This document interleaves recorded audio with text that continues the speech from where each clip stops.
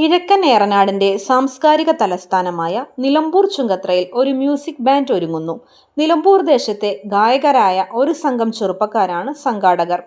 മലയോരത്തെ നിലവിലെ ഗായകർക്കും സംഗീതവാസനയുള്ള പുതുതലമുറയ്ക്കും music band മുതൽക്കൂട്ടാകും എന്നാണ് വിലയിരുത്തൽ. Kairali Gandharva Sangeetham winner Musthafa Chelakkara music band ഉദ്ഘാടനം ചെയ്തു.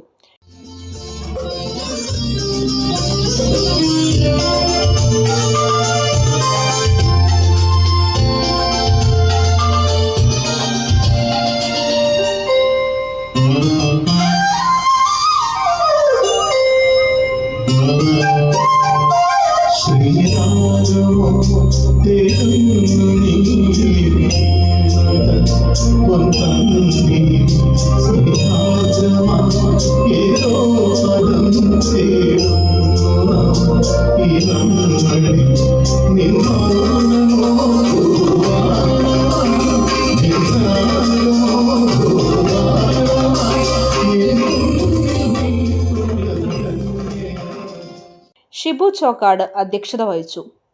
ചുങ്കത്രയിലെ ആദ്യകാല ഗായകനും പിന്നീട് ഗൾഫിൽ സംഗീത പരിപാടികളിലൂടെ ശ്രദ്ധേയനാകുകയും ചെയ്ത സലീം നിലമ്പൂരിൻ്റെ നേതൃത്വത്തിലാണ് മ്യൂസിക് ബാൻഡ് പ്രവർത്തനം ആരംഭിച്ചത്.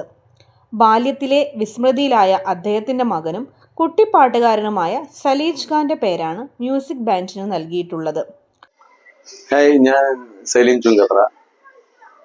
ഞാനൊരു പ്രവാസിയാണ്. എന്നെ ഗൾഫ് രാജ്യങ്ങളിലെല്ലാം എൻ്റെ പേരറിയപ്പെടുന്നത് സലീം നിലമ്പൂരായിട്ടാണ്.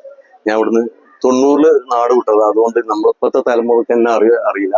എങ്കിലും ഞാൻ പറയാൻ വരുന്നത് ഇവിടെ ചുങ്കത്ര നവോദയ കോളേജ് സമീപം ഞാനൊരു മ്യൂസിക് ബാൻഡ് തുടങ്ങിയിട്ടുണ്ട്. അതിന് നമ്മൾ പേര് നാമിട്ടിട്ടുള്ളത് Saleej Khan memorial music band Chungathara എന്നാണ്. കാരണം എൻ്റെ ഒരു നന്നായി പാടുന്നൊരു മോനുണ്ടായിരുന്നു. 5.5 വയസ്സിൽ ക്യാൻസറായി മരിച്ചു.